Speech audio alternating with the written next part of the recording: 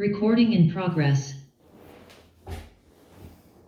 Well, there we were, stopped. The Jeep stopped. The one in charge holding up his hand. And so he came to the window and he introduced himself and we introduced ourselves and he said he'd like to see our papers. And we said, fine. So Ardith and I handed him a whole fistful of documents and he looked through them all, said, fine, handed them back, said, now they're papers. My sister and brother-in-law sitting in the back, well, they didn't have any papers.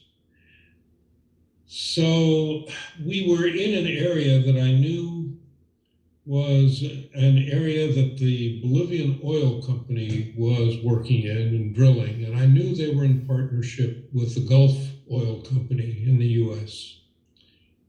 So I asked my sister and brother-in-law to get out their wallets and see what papers they might have that would satisfy this soldier. And lo and behold, they each had a Gulf credit card.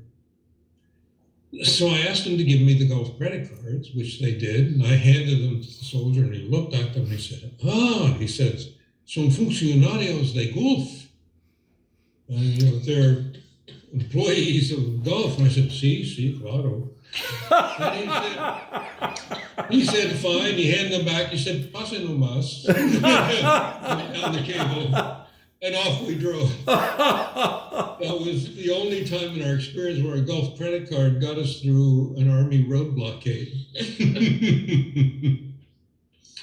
That was kind of fun. Afterwards, my sister and brother-in-law enjoyed that very much. And we went on to, that was between Cochabamba and Santa Cruz. Yeah. We went on to Santa Cruz, and which is really sort of at the time was a frontier town, a little oil town, third largest city in Bolivia then, in the tropics. And we had a Peace Corps office there, and we had hotel reservations.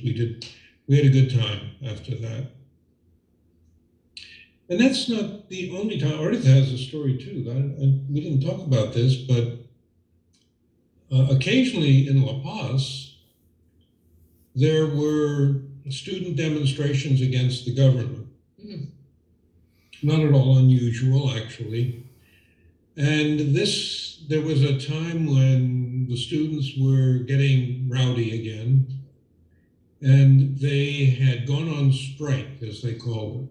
They wouldn't go to class, and they were protesting the government, which was a dictatorship, essentially, called a president, but he took power through the army. He was the head of the armed forces, Barrientos.